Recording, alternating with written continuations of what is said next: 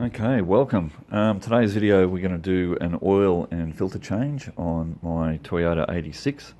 So this will work for your BRZ, your FRS, your GT86, same engine.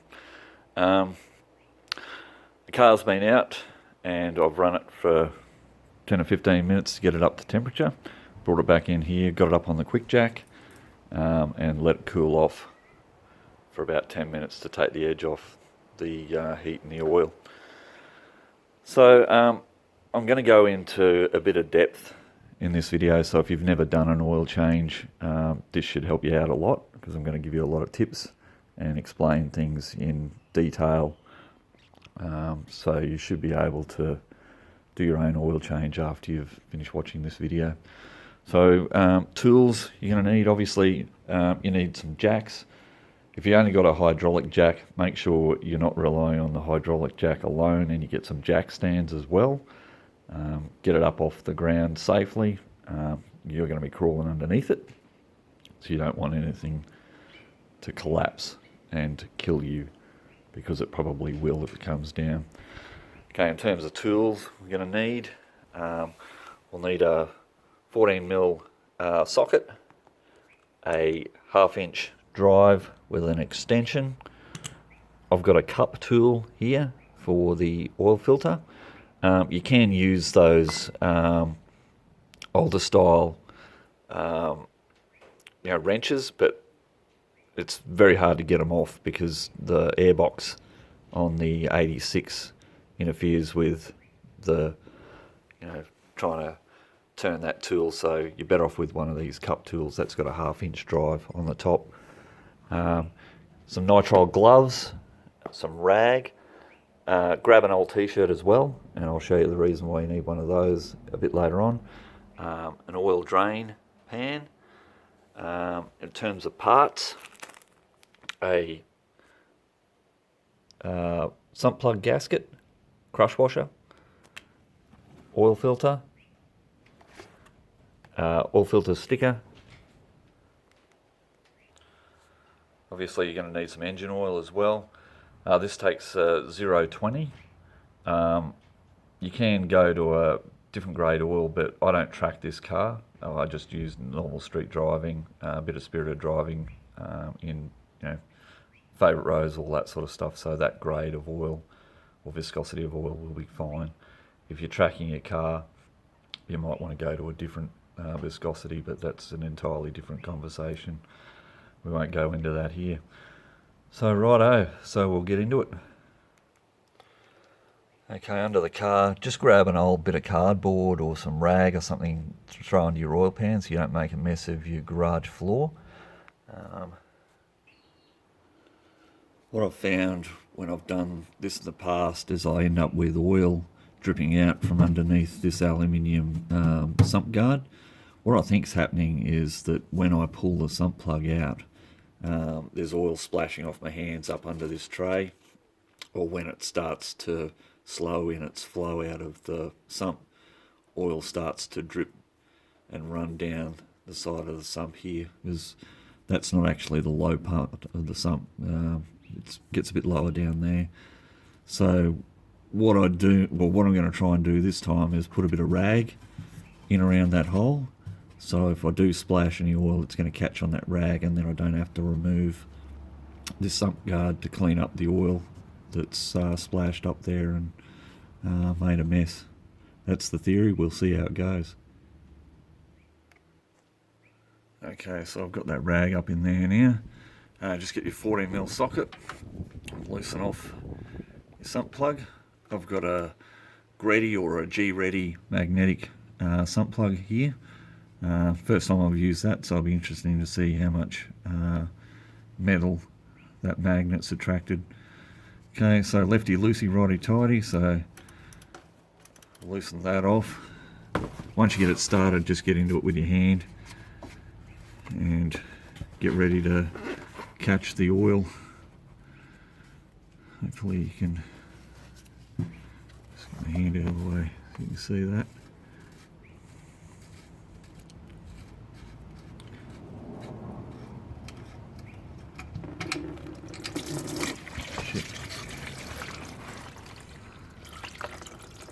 So yeah, it comes out pretty quick.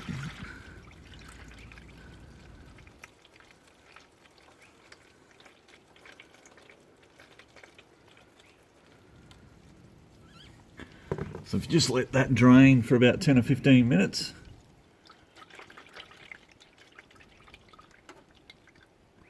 then you can replace that. You can see there that I've splashed a bit of oil up there, so hopefully I've got none back in under that guard.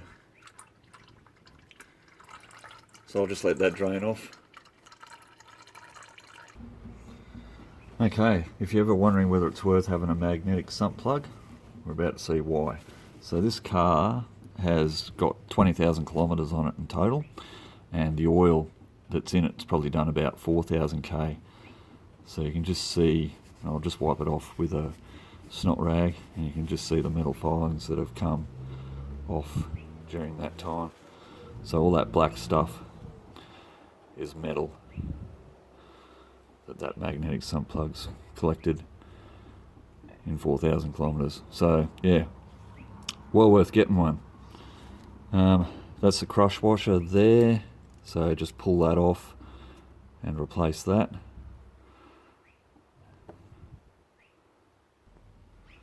Okay, so that's part number there for that crush washer. So it's a Subaru one. Always replace your crush washer when you do an oil change.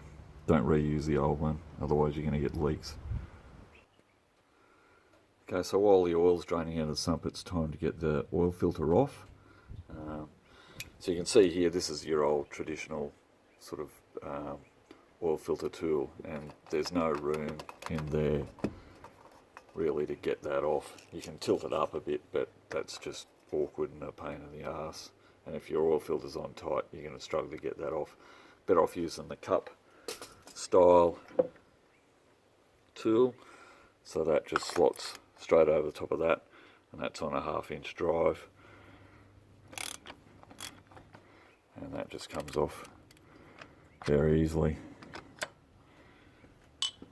And I'll just grab a container so we can throw that filter in once it comes off. So the filters have got an anti-drain back valve, so there shouldn't be too much mess when this is removed. So just put that aside there. Now we'll just grab a bit of rag and clean off that mating surface there. Make sure you get all the oil off that, because you want a clean surface for the new oil filter gasket to go onto. Okay, so I'll just clean that off with a bit of rag. Make sure it's no junk there.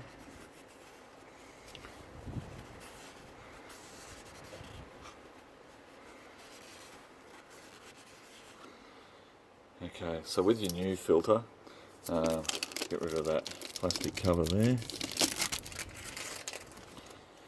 So you've got a new gasket on there, so you need to make sure that when you take your old filter off that comes with it, because if that's still stuck down on that surface there and you put your new filter on, you're not going to get a proper seal.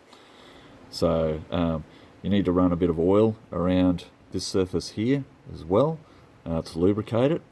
So I'll just grab a bit out of there, just run that around that gasket as well. What I'm going to do also is I'm going to pour some brand new oil in to this filter here to basically prime it up.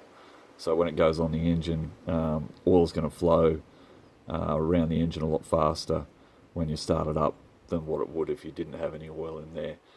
Could get a little bit messy, but I've done it plenty of times before, and you don't spill that much oil because once again that filter's got an anti-drain back valve. Just need to be careful, and then you can just clean up any oil that spills in around there. So I'll go ahead and do that. Before I put that the oil filter back on, we'll put the sump plug back in. That oil's slow to a drip there now. So sump plug back in. Watch out for the magnet. Just start it off by hand. If you start it off with a tool and you cross thread it, you're buggered. So do it up by hand and then finish it off with the spanner. I'll just pull that rag out of there and clean up the oil as I'm going. Hopefully we won't have any problem with oil dripping up on that guard there now. Just letting the socket run away on me. There it is. When you do up your socket, you don't need to do it up super tight. It needs to be firm, but you don't need to be swinging off it. So you'll feel the crush washer compress, and that's pretty tight there now, so I'll just go slightly more there, and that should be more than enough. You don't want to over tighten that because you don't want to strip it. Okay, ready for the new oil filter. So I've poured a bit of oil in there and I've sloshed it around until I can't see any sort of floating around in that middle section. So it's ready to go on there now. That spins on down there. Once it's tight, you only want to go about another 3/4 of a turn to tighten that on. If you make it too tight, you're never going to get it off again, or easily off again when you go to do your next change. So I just go as tight as I can by hand, and I might just put a bit more on that with the tool if I can find it. Okay, so I'll just put a bit more on that with the tool. That should be fine. Once you restart the engine and get oil flowing around again, you just need to check that and make sure that there's no oil leaking around there. Right here is the filler, so we'll get our funnel. Forgot to tell you that at the start that you're going to need a funnel, but we'll grab a funnel and we'll start refilling the engine with oil. Alright, so we'll go ahead and pour some oil in here. As I said at the start, this engine takes 5.4 litres of engine oil. What I do is I buy a 5 litre bottle and a 1 litre bottle for the first change, and then I buy oil by the 20 litre drum and refill these bottles. So when you get your 5 litre bottle, just mark on the side here where it's graduated, where the top mark is on the 5 litre bottle, so then you know that when you refill it from your 20 litre drum, that you've got 5 litres in that bottle again. And then obviously you only need 400 ml in this one, so these bottles are marked. When you buy in bulk, buy 20 litre drums, you're paying about $10 a litre for oil, which is pretty good, and that's delivered, so you can buy that online. So, you know, depending on when you buy your oil, that's up to half price of what you'd pay buying it by the smaller bottle. So anyway, I'll go ahead and finish off filling this engine, and we'll be back. Okay, so all the oil's in there, so get rid of our funnel and put our filler cap back on. So just wait a couple of minutes and then start your engine. You want to be checking that you don't have any oil leaks around your oil filter, and then get under the car and just make sure that there's no oil leaking out from underneath where the oil sump plug drain is. Run the engine for a while, shut it down, and then give it 15-20 minutes and then check your oil level.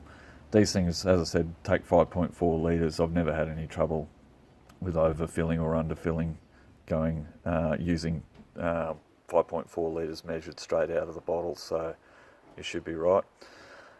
Once that's done, replace your service sticker on your windscreen, and then fill in your logbook, and you're done. Okay, with your waste oil, just pour it into a drum. Most waste transfer stations now have facilities where you can empty out that bottle and pour it straight into a container for recycling. Alternatively, you can take it to Super Cheap Auto. They have waste bins out the front, and they'll take your waste oil and recycle it. So that's pretty much it. Thoroughly recommend getting a magnetic sump plug Yeah, I was surprised at how much that accumulated after such few kilometres, so well worth the expense. Make sure these have an oil change interval of 1 year or 15,000 kilometres. I don't let it go that long. If you're doing a lot of Ks, I'd say change it at 7,500 kilometres. It might be overkill, but yeah, I think 15,000 kilometres is too long. Anyway, that's just my opinion. I'm going to be buried with this car, so I'm looking after it, so I change it more frequently, and yeah, probably a bit anal, but anyway, that's just me. Anyway, thanks for watching.